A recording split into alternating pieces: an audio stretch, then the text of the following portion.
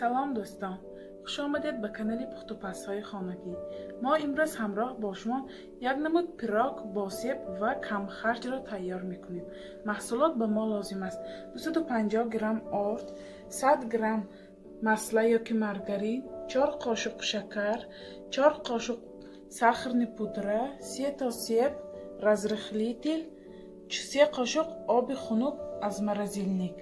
سیب و сахарный пудра برای داخل پیراگمان. ما اکنون خمیر را سر میکنیم. ما در اول آرد و разрыхлитель را از ایله میگذرانیم و اکنون 100 گرم مسله در حرارت خانه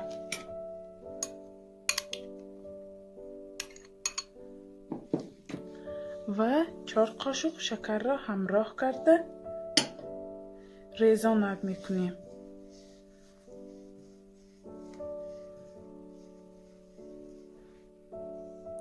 ما محصولات را اینگونه ریزان کردیم و اکنون 3 قاشق آب خنک را انداخته خمیر میکنیم.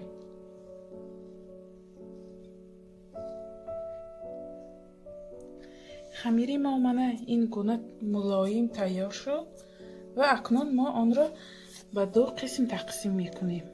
یک قسم یکمش را میده و قسم دومش را کلانتر زباله میگیریم و اکنون خمیرمان را با مدت 25-30 دقیقه به morozelnik میگذاریم.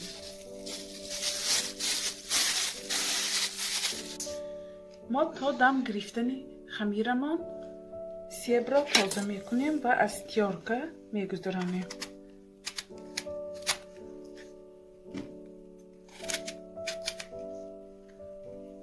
و جاهای نالازمش را تازه میکنیم.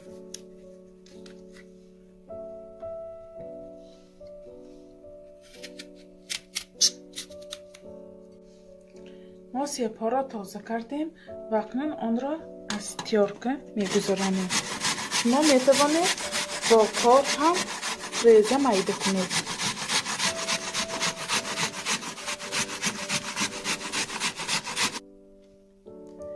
ما سیب ها را از تیارکه گذراندیم و اکنون ساخرنی پودره را همراه کرده آمیخته میکنیم.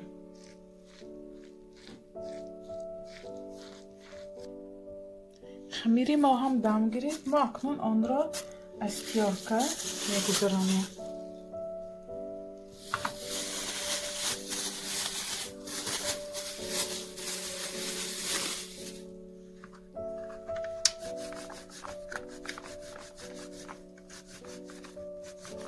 ما اول قسمی اولش رو میگذاریم.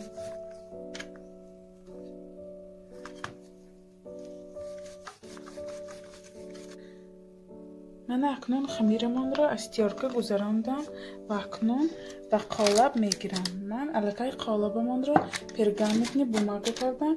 شما میتوانید در لیست تفتان هم پزید.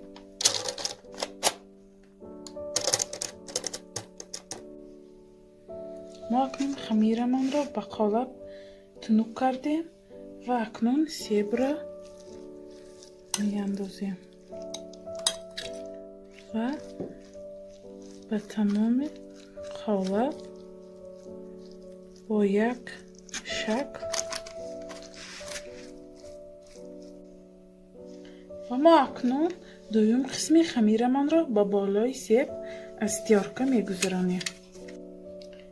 ما اکنون پیراگمان را به تفتان به درجه 180-200 گرادوس به مدت 25-30 دقیقه میگذاریم. پیراگ ما هم تیار شد. ما اکنون آن را از قالب میگیریم.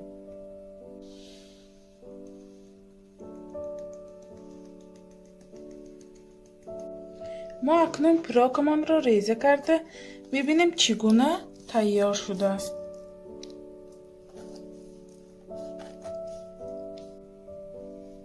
چگونه میبینید پیراک ما هم زیبا و با لذت تیار شد. شما هم حتما میتوانید به نزدیکان خود تیار کنید.